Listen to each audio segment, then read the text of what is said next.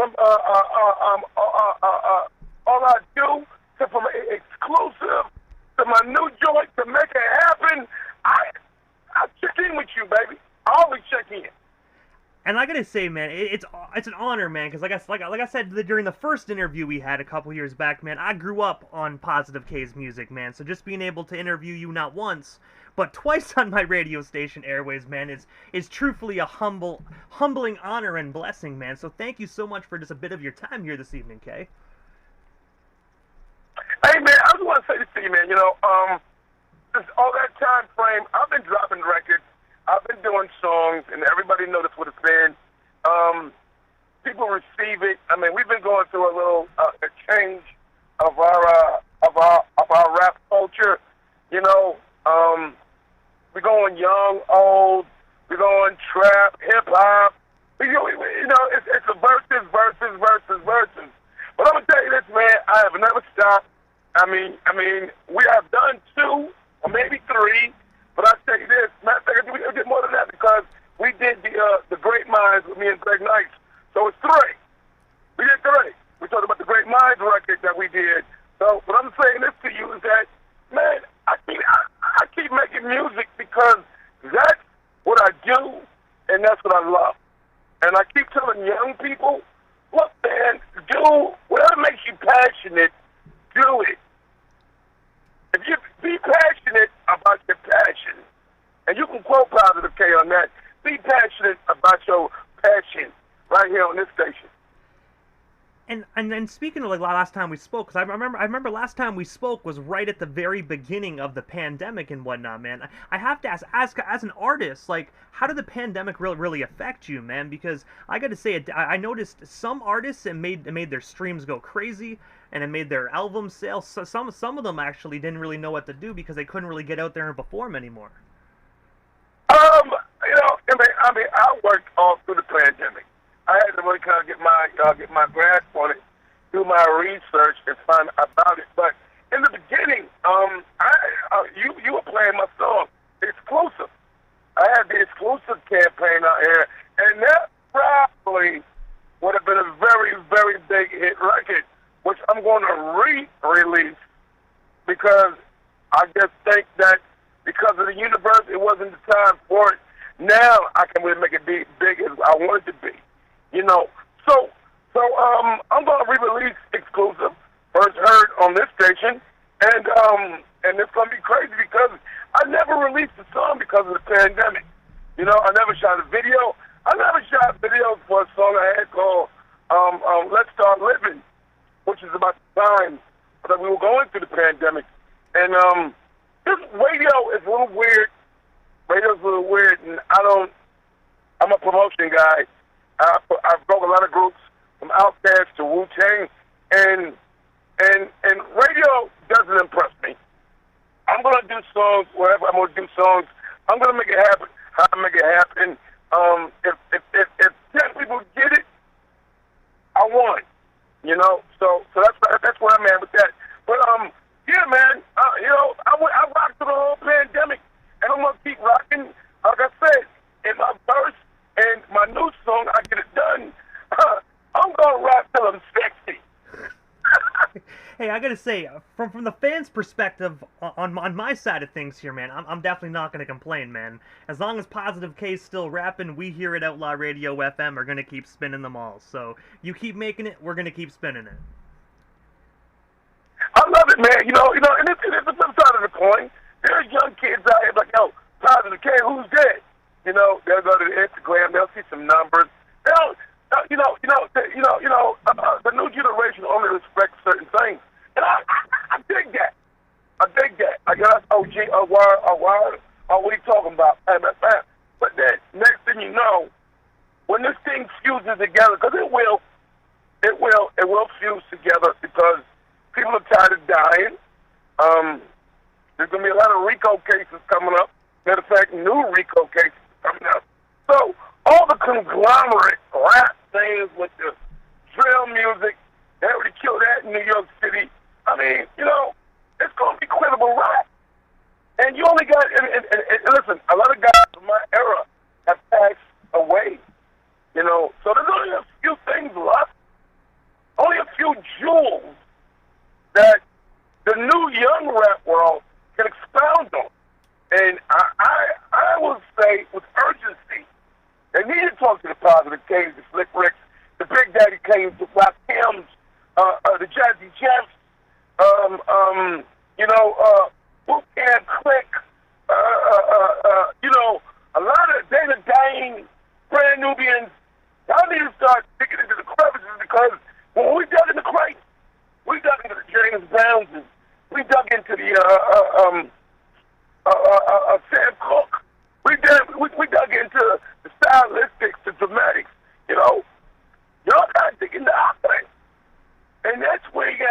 listening to music where it needs to go. Because I'm going to tell you, club music is the number one thing right now.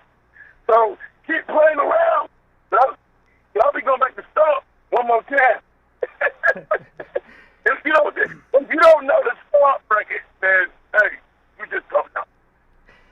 And when you mentioned digging in the crates a few moments ago, man, I actually digged through the crates and actually found some pretty cool questions, man, that I actually didn't get the opportunity to ask you last interview. So I want to bring you back to the very beginning, early stages of your career, where you were actually a member of the group called Disco Cousins, where you went under the name Baby Breeze.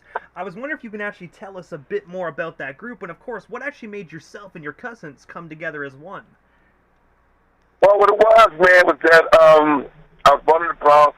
I was born on Bathgate Avenue between Fremont and the Cross Bronx Expressway. If anybody knows, they know. If you don't, you just don't know. But that whole block has been demolished, and there's nothing there right now. It's like that's like some ground that people purchased. They're gonna rebuild. I haven't been there in the last 5 years, so I don't know if there's condos there or not. But I was born on Bathgate Avenue, and that's where I lived. And my grandmother raised me up over there. My father was working. She babysat me in the daytime, and she moved over to Valentine Avenue. You know, she got one of those like project homes, and she was there on Valentine Avenue across from Echo Park. So when she watched me, they was jamming in the park across the park. That's when Mel was young Mel, Kaz, JDL, the Flintstone crew, all the DJs that you want to know, Theodore, Fantastic Four, Jazz 5, all of that was there. So I was listening to all of this, and in the daytime I seen all of this because a lot of the guys lived in the building. So I was listening to a lot of this stuff, man, and when I heard it, I was done. That's all I wanted. That's all I ever wanted to do. And what's so crazy about it was that I was a math whiz. So in high school, they gave me scholarships to go to school to be a math teacher, like for rides. Like I played basketball. Like I did math like Jordan did basketball. That was my thing. So I wanted to make records. When I got my first deal, when I met Lamoma Carson from X-Clan, and his name was Lamoma Carson. He wasn't even with X-Clan yet. X-Clan wasn't even a thought. He was like, "Yo, I got you. Let's go." I said, "Man, I don't want nothing else." And I went. I didn't want to go to school. I wanted to make rap music. And I got to say as well, you know, I think you actually obviously made the right choice, you know what I mean? Did you ever sometimes kind of sit back and think to yourself, what if I would have took that scholarship? Would I still be the hip-hop artist I am today? Like, do you ever think about that? Or do you just kind of like say, you know what, I have the best life. Like, don't even worry about that. I think about it all the time. You know, I'm very fortunate. I got a lake in my backyard, and I live in a good home, and I take care of my elderly parents. I'm a caregiver. I take care of two 81-year-olds. I live a wonderful life. I got great friends and family that love me, you know, and I do mean very few, you know, but the few are many. I feel I made the right choice. I mean, even at this point in time, in the latter years, I don't say latter years, I'm just saying in the years that are progressing in my rap career or my music career, because I wrote, I produced, I promoted from Wu-Tang to Outkast to doing myself, Father MC, and Mary J. Blige. I think that I did well. But you know what? It's like I still get that thought, like, you know what? I would love to go back to school and get myself at least an associate's and an associate's degree in math. Just because if I did do math and I taught, I probably would go to like a third world country and teach, like, you know, like third world underprivileged children, man, that would be my ultimate goal if that was to come to fruition. But I'm not sure. I don't know yet. I don't know yet where I'm at. My life is still going. I'm still a caregiver. I have a mother with dementia. I have a dad who's 81 and declining. It's what it is. And also, as well, I read you were actually a member of the group Almighty God Committee. You guys actually played a televised rap contest where, unfortunately, the rest of the group walked off stage, but you actually continued your performance. I was wondering if you can actually tell us the detailed story behind that night, and of course, what actually made you decide to stay on stage and finish up the show. Oh, it was terrible, man. We rehearsed, we practiced. I'm a part of the 5% Nation. My name is Positive Knowledge Allah. I think my other guy's name was True Quan, which is my brother. Don Mikala, Daquan, and it was another brother. The DJ was named Infinite Allah. So we would call the God Committee. We was the Wu-Tang before Wu-Tang. Right? We went to a club in Queens called Encore, which is notoriously known of the club that was adjacent to where Jam Master Jay was killed. So if you walk across the street, you go upstairs to the studio. But that wasn't that time frame. That wasn't the time frame. But that was where the club was. And I went there, man, and we was there. We were young little hustlers at the time, and we got money. Don't get me wrong. Listen, I'm talking about, everybody talking about trapping and getting money and getting bags. Listen, we were young kids in the 80s getting money with the Supreme Team. Allegedly, the Supreme Team. Allegedly, the Supreme Team. I knew a lot of guys back then. A lot of guys knew me, and a lot of things was done back then. So I'm just saying this. Allegedly, we was working, but we was a rap group, though. And I used to live on the south side, and all my guys from the hillside. And if you ever listen to stuff up front, at the end of the record, I said, to the hillside posse, to the hillside posse. And that was my squad, but I was living on the south side. So hillside and Howard never rocked with the south side. So I was the only person coming back and forth that was rocking with that.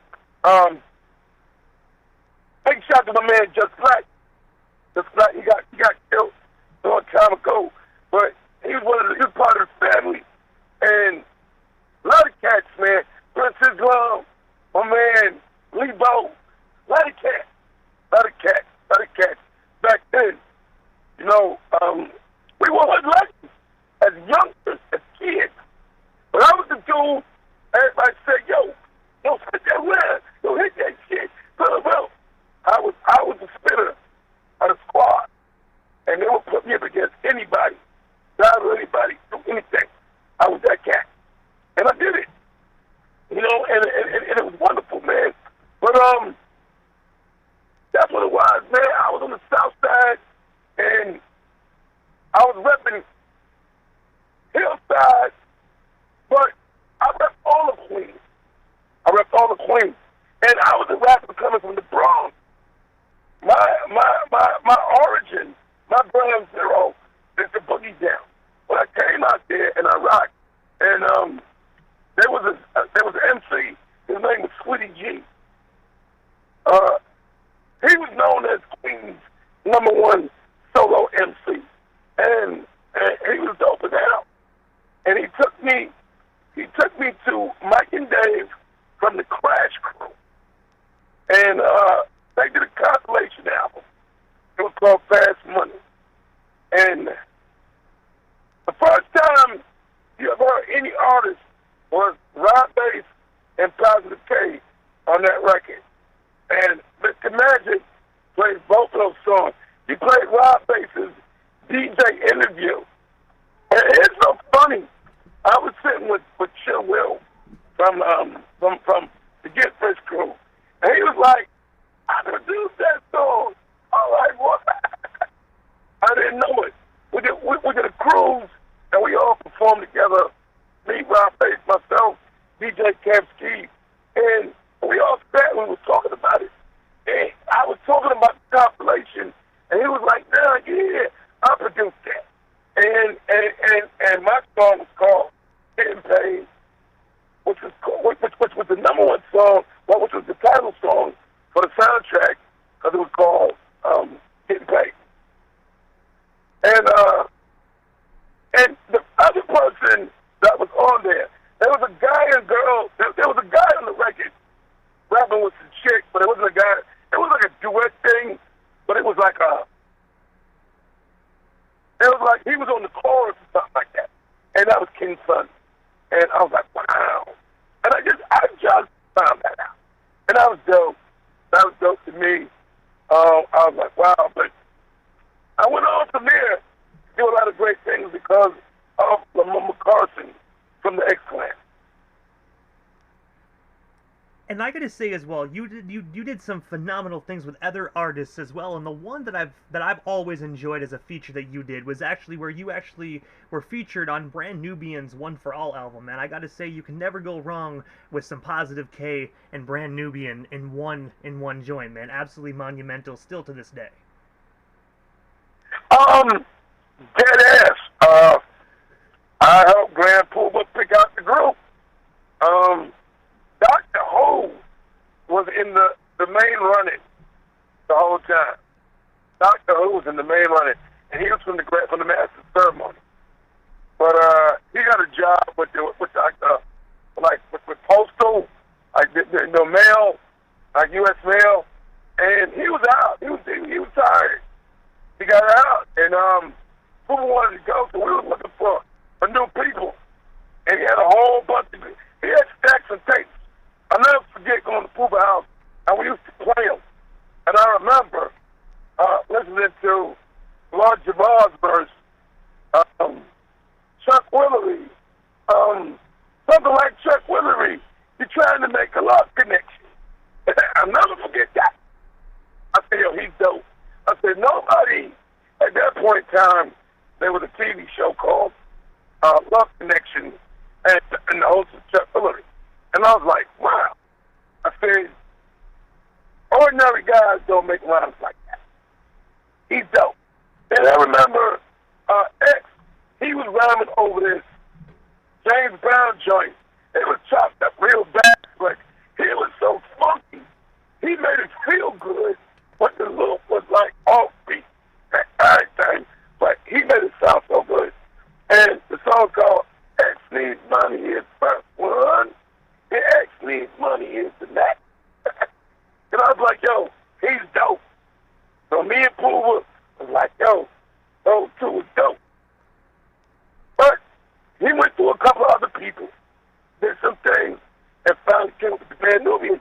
But from the beginning, I'm the guy that took Grand Pooba to Dante Ross.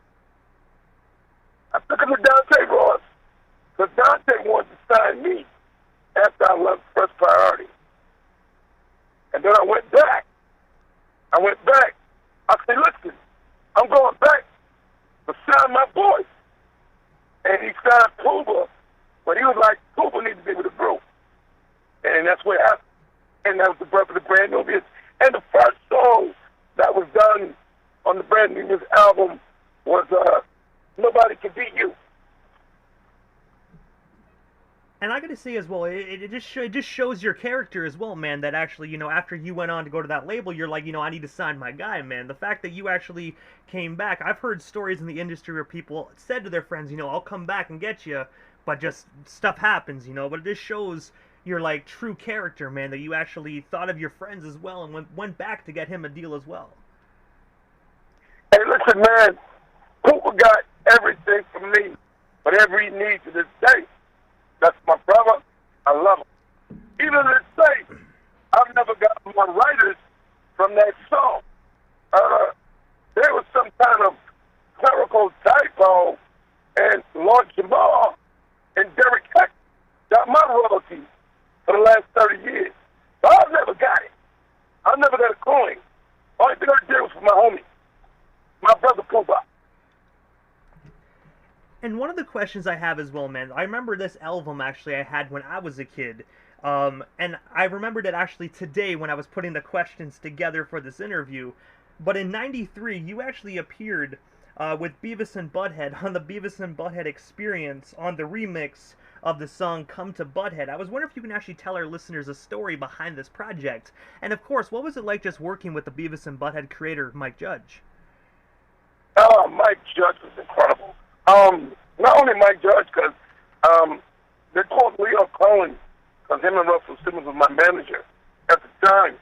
And they were just finishing the album up. But I mean, the album has I think it was Quiet Riot, Bon Jovi, Cher, you know. It was top of the line. I think Green Day. I mean, you just name whatever's on the album. They were like top tier group, right? I got a call from my manager, Leo Cohen, and he was like, "Oh, they want you to do this joint, do this joint." I said, "Cool." I said, "I got no problem with that." But it was the last song on the album, and they told me that it's going to be a flip song. It was the last song on the album. It was the last song on the album. Then they called back and said, after I did it, and when I did it, let me give you this experience. When I walk into the studio, Mike Judge is there, but guess who else is there? Who's that? Now Rogers. Now Rogers. Oh. Freak out. You got Now Rogers, one of the best bass players, one of the best producers, one of the best engineers in the game is in there. He's like, "What do you want to do?" And I went to record. He's like, "No, I want to do the God Girl thing, but it's going to be a Beavis and Butthead." And we did it. And I went back and forth with Beavis and Butthead talking about knocking this chick. And they loved it so much, they was like, "Yo, we're going to animate this." And the next thing I know, out of the album, the last song that was done was Cher, the wonderful Cher, and myself. And I was the B-side of Cher. But really, it was a double A-side. So, it was dope. It was dope. It was dope. I'm on a record with Cher. Positive K is on a record with Cher. Sonny Bono and Cher. I'm on a record with her. So it's dope. And when you were in the studio as well, because when you said you obviously were going back and forth with Beavis and Butthead, obviously that's Mike Judge. I have to ask, what was it like just being in the booth with Mike and just seeing him transform into these characters? Well, really, I'll be honest with you, I laid the whole thing like I do I Got a Man, like I did I'm Not Having It. He went back in and did his thing, but he was like, thumbs up. Every time I took a take, he was like, "Yeah." I said, "No, I can do better." He was like, "Thumbs up, no." Like, I can do better. And every time I did better, he was like, "Thumbs up, no." Yeah,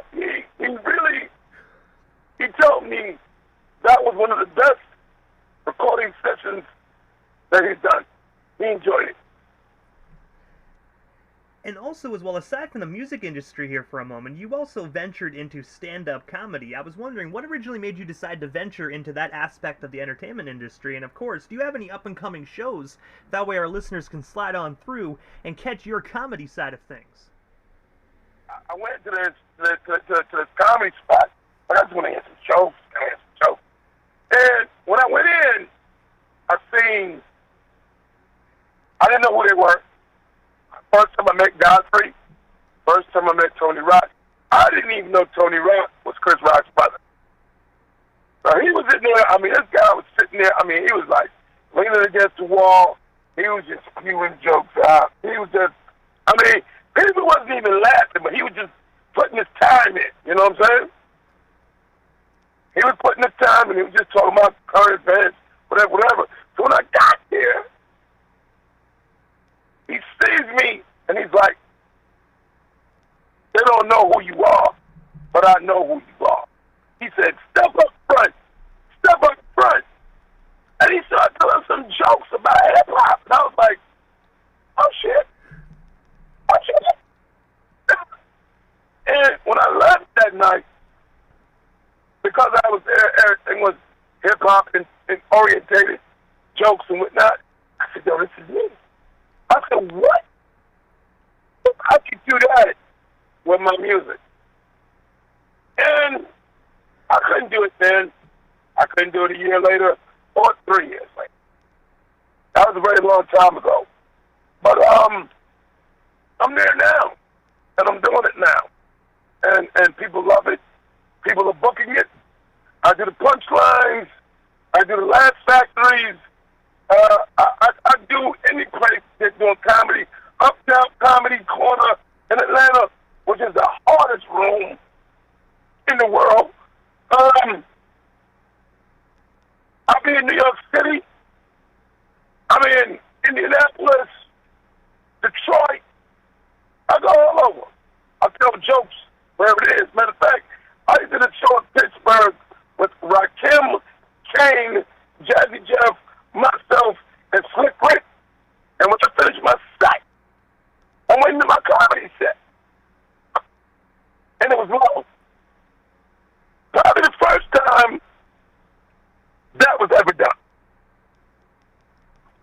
And I gotta say, how did the fans actually perceive that? Because of course they got to see, like, obviously they got to come and see you as a hip hop artist, but then right after they got to see you transition into a comedian. Like, how was that perceived with the fans? I mean, they were shocked.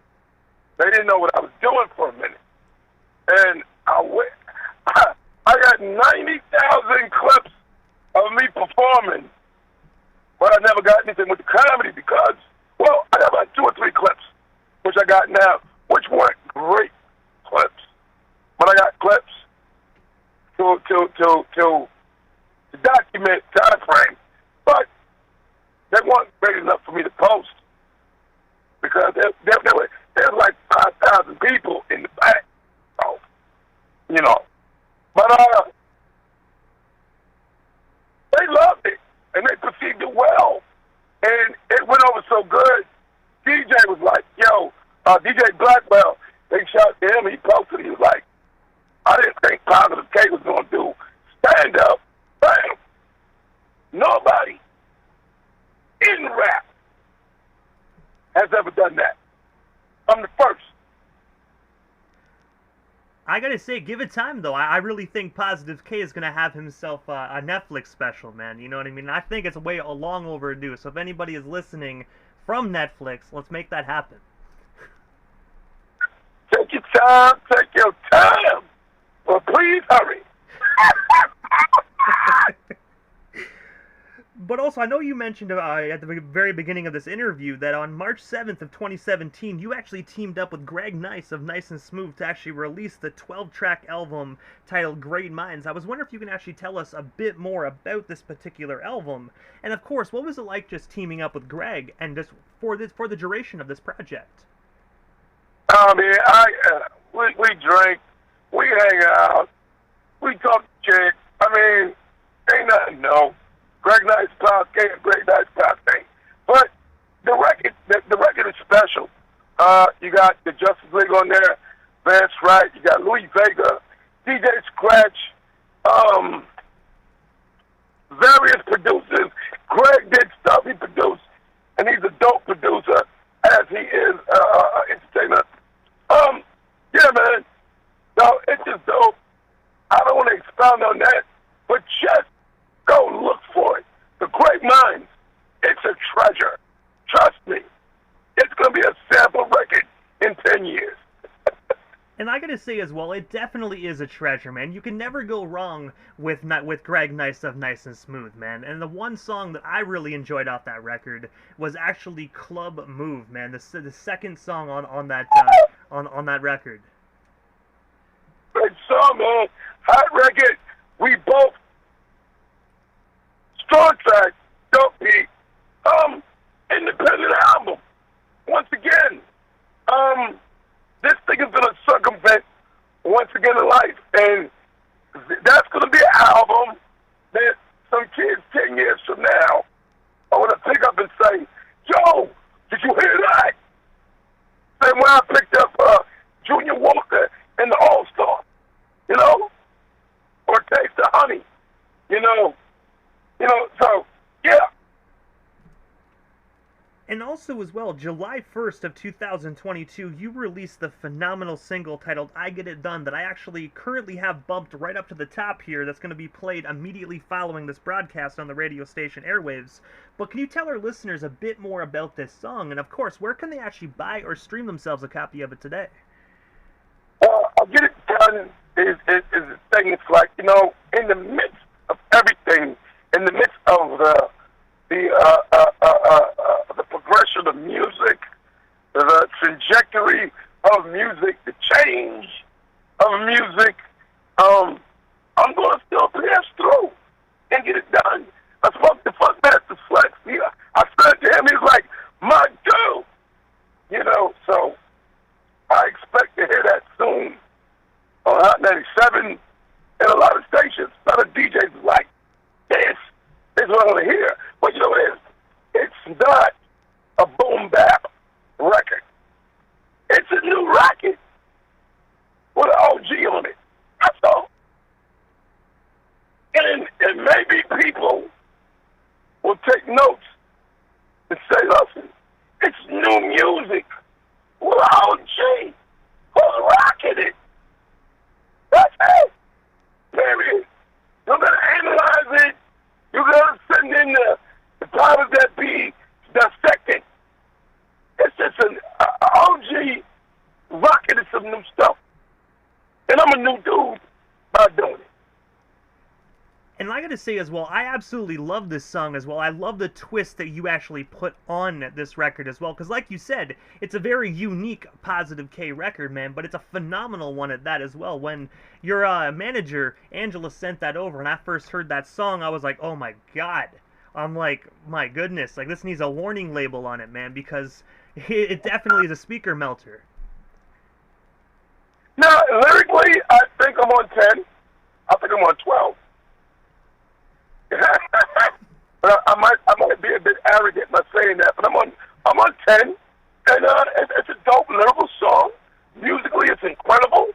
What I love is the mix, because we didn't put it, we spread it out. Wasn't in your face. Wasn't knock. It was gave you some instrumentation, some knock on the bottom, and we spread it out. But you hear these lyrics.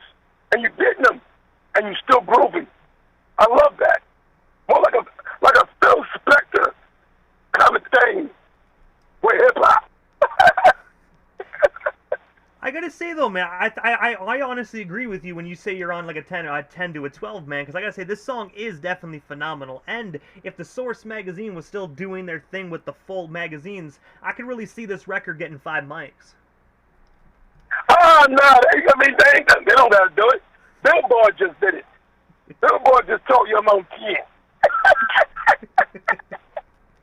Billboard just said I'm on 10, and I just did Whiskey a Go-Go.